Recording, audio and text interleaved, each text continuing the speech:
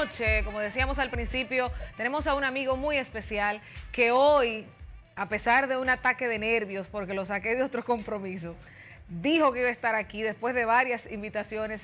Ya sí está con nosotros Guarocuya Félix, un hombre que está aspirando a la senaduría por el Distrito Nacional y que esta, no sé si sea su primera vez aspirando, porque por ahí en el pasado del 2015, por ahí veía que también él quería optar por esta candidatura. Buenas noches, Guarocuya. Hoy muchas gracias, Loreni. ¿Cómo estás? Bien, contento de estar aquí contigo. La verdad que ha sido unos días muy movidos, pero bueno, por Una fin agenda estamos apretada, aquí. Guarocuya.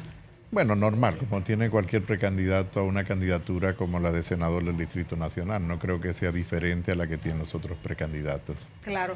Yo quiero empezar contigo, Guarocuya, conociendo un poquito del origen tuyo entrando a la política, porque yo tengo varios datos que dentro del desarrollo de la entrevista tú me vas a aclarar si ciertamente son así o no, pero empieza diciéndome cómo te involucras en la política sabiendo de que tu familia, sobre todo tu papá y tu abuelo. Y mi bisabuelo. Y tu bisabuelo. ¿Cómo es que caíste tú de partido reformista, de partido revolucionario y llegar tú al PLD? Hay un sancochito ahí como que... No, bueno, mi papá venía el 14 de junio. Ajá. Y en realidad mi abuelo, que tenía también participación política activa porque fue senador por la provincia de Azua, mi papá luego le ganó a mi abuelo las elecciones como diputado. Fue una época de mucha tensión familiar porque no había comunicación entre mi abuelo y mi papá. Ese abuelo era el papá de mi mamá. Pero era fíjate, por la política o era por la relación familiar. Yo te diría que comenzó por la relación familiar y terminó con la política. Quiere decir, en los pueblos pequeños, como en la vida de las personas, las cosas se mezclan. Entonces es muy difícil separar a veces un tema de otro. Y fue una relación de mucha tensión que la verdad, digamos que lo positivo fue que nos enseñó a tener que negociar permanentemente entre nosotros determinados temas que eran importantes para la familia, para mantener algún tipo de unidad dentro de la propia familia. ¿A ti te tocó? Entonces, porque... lo del PLD, porque bueno, ya conocía al Partido Reformista por mi abuelo, conocía al PRD por mi abuelo, por mi papá, pero fíjate que ninguno de los dos partidos nunca me sedujeron desde el punto de vista de las ideas políticas. Y me sedujo el Partido de la Liberación Dominicana ya muy jovencito. ¿A qué edad empezaste? Tengo que mencionar algo que fue importante, un libro que me regaló un amigo de mi padre, que sigue siendo un gran amigo, que es como un tío, el señor William Galván. Me regaló un libro, yo tenía unos 13 años, que fue un libro que se llama Las venas abiertas de América Latina. Hoy en día es un libro que está desfasado, pero que fue importante para poder entender una parte de la evolución de América Latina. Entonces, ya a los 13 años había leído este libro y veía que era posible tener otro tipo de políticas que pudieran incluir más a las personas en el desarrollo de los países. Digamos que eso es el resumen de este libro. ¿Y por ahí fue? Digamos que desde estas lecturas comencé a tener una visión mucho más próxima a lo que era el Partido de la Liberación Dominicana de Juan Bosch que lo que era el PRD en ese momento o el Partido Reformista.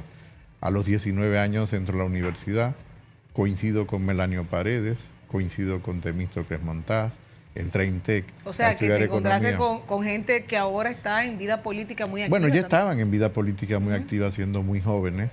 Yo había conocido a Juan Bosch a través de mi padre en el año 1973, lo recuerdo, porque había una relación de amistad. En el 73. 73, yo tenía poco menos de 7 años. 10 años después de una constitución que... Así es, yo tenía poco menos tenía 7 años, de hecho. 7 años. ¿Y recuerdas esos momentos? Lo recuerdo como una fotografía. Sí. Porque fue en casa de un amigo que luego influyó mucho para que yo estudiase economía.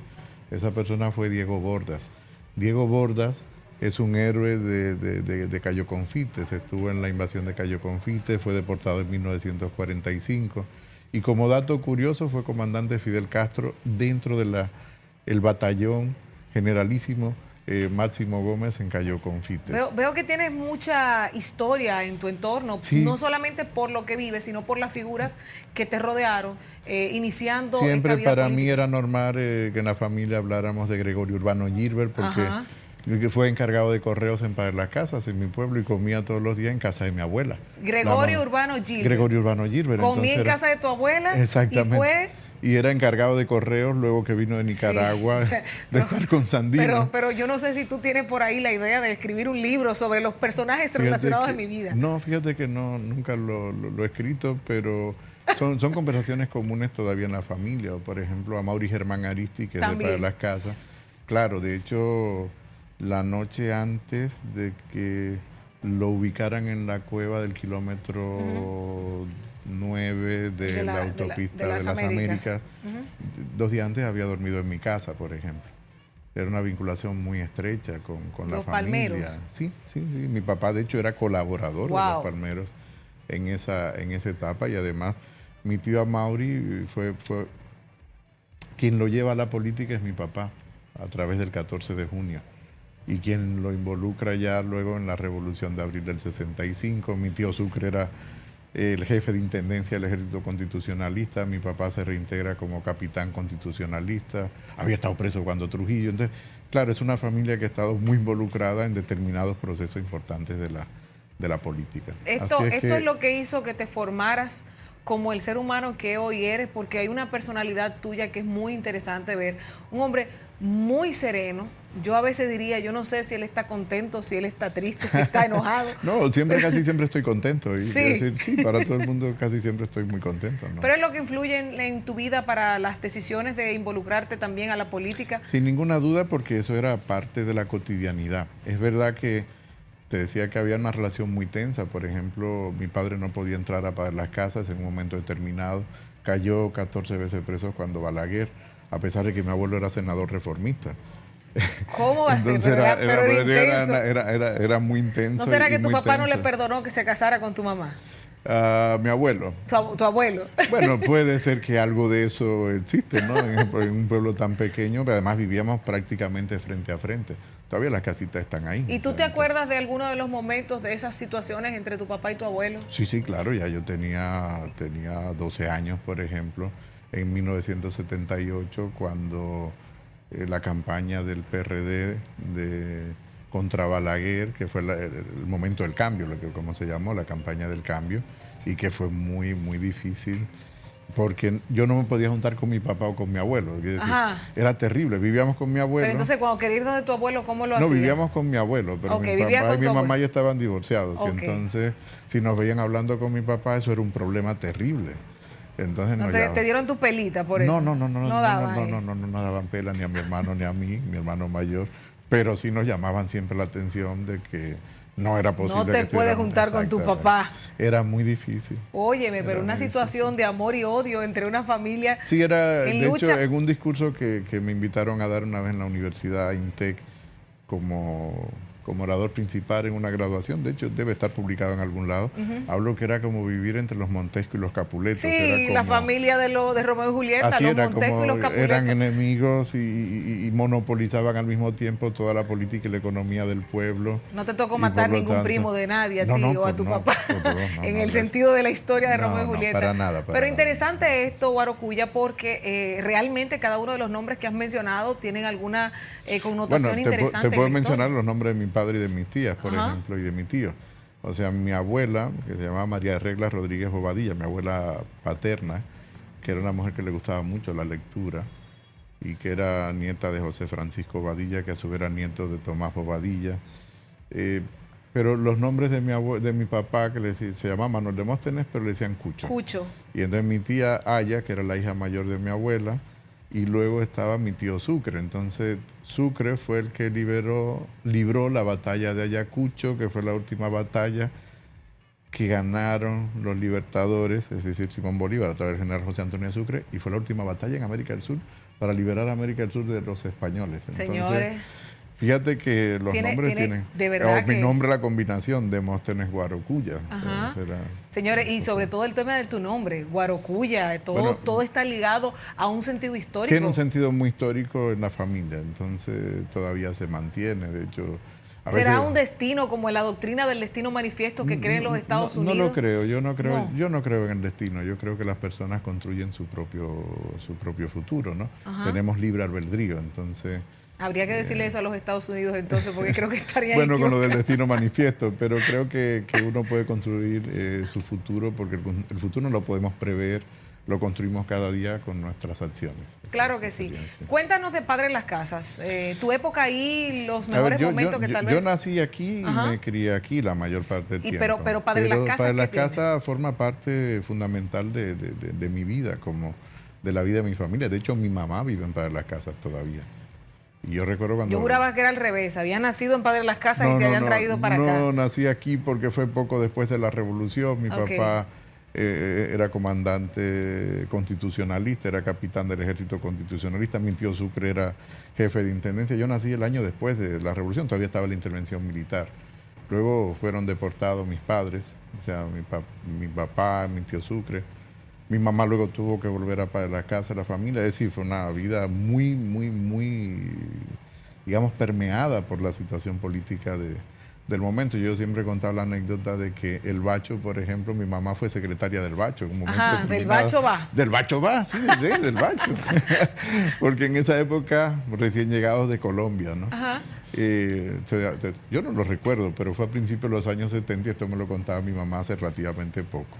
Claro. Porque el Bacho siempre le envía saludos a mi mamá, hasta que un día yo le digo, bueno, pues ¿de dónde tú y el Bacho se conocen? Y digo, bueno, el Bacho y Cucho eran muy amigos, o sea, mi papá. Y sí, eran como hermanos. Y entonces el Bacho puso una guaguita distribuidora de gas, tenía una camionetica y distribuía gas. La guardaba en la marquesina de la casa de mis papás, donde nosotros vivíamos. Y entonces le digo, bueno, Estela, vamos a hacer una cosa. Te voy a poner un teléfono, yo lo pago, pero tú me coges los pedidos del gas. Y entonces, en cierta forma, era secretaria pero muy interesante. Secretario del muy Bacho, interesante. ¿No? Entonces, hablamos de que tú iniciaste muy joven en la política. A ver, siempre la política estuvo en la casa desde antes de yo nacer.